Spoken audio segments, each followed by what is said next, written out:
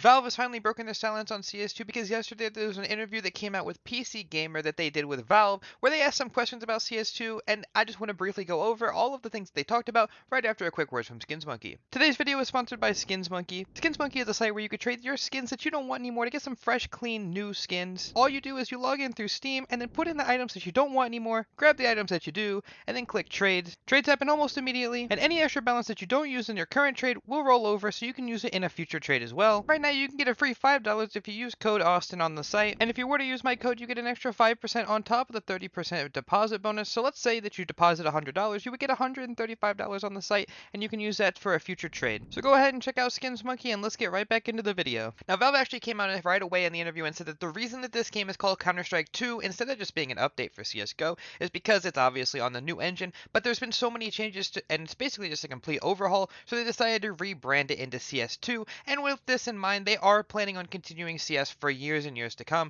and it has gotten a lot easier to, add all of these things that they want to add in the future because the new engine is a lot easier for them to add updates to. Now Valve actually has acknowledged people that are saying that the game came out early, and they actually said that they might have came out a little bit early and the release has been bumpy, but overall this is probably the best way for them to get the game to where we want it to be, with as many eyes on the game and with all the bugs being brought to the light. It's actually making it a lot easier for them to fix things. For example, let's think about the hitbox change that we had just a couple weeks back, where if people crouched and looked down, you actually couldn't shoot them in the head. That got fixed in, I don't know, maybe 2 days, and that was a pretty big fix that got added just because, the game came out. That could have been in the game for years and years if it was still in beta. And speaking of beta, they do also say that there could have been more game modes that were added on release if the game would have stayed in beta longer, but they're okay with this because it's sort of like a trade-off. So you might not be able to play these game modes now, but when the game modes do get introduced into the game, the gameplay of these game modes will be a lot smoother because the gunplay and all of the interactions have been sorted, which will just make the overall experience better. Now,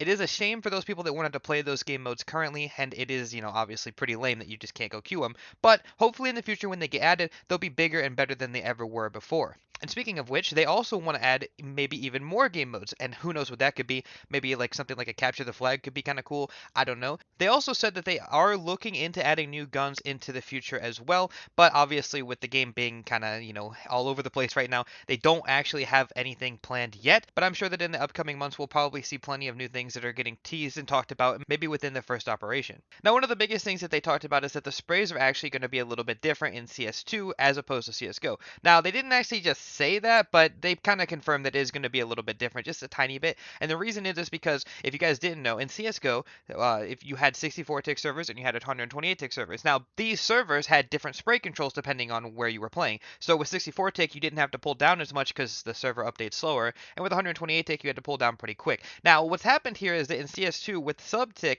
it's trying to emulate 128 tick servers with the spray, but it's not 128 tick, so it's feeling a little bit different. And I don't think that that's a bad thing necessarily, but it does just confirm that that is how it's going to be, and we're just going to have to get used to the new system of spraying. So that's better. That's sort of reassuring. One of the things I actually found interesting in the interview as well is that they also said that they weren't really paying attention to the market. So with all these updates, obviously skins prices are going up and down because some things are shiny, some things are now not cool, or sometimes skins get broken. And they said that they're not paying attention to this, and I actually think that that's fine, because if they were paying attention to the market, it would just be one more thing for them to be worried about in the development, and I just don't think that they need all that confusion. I'm sure everything will balance out in due time. Yes, skins prices are sort of tanking right now, but let's be honest, even though people are panic selling and taking a break from CS, everybody comes back. Admit it, we're all addicted to this game. You go take a year break, you'll come back and you'll get sucked back in no time. Now, obviously, in the interview, they said that they expect to see CS2 very, very different in 10 years, and I would mean, surely I'd hope so, but, it is obviously reassuring that they're looking that far into the future, and,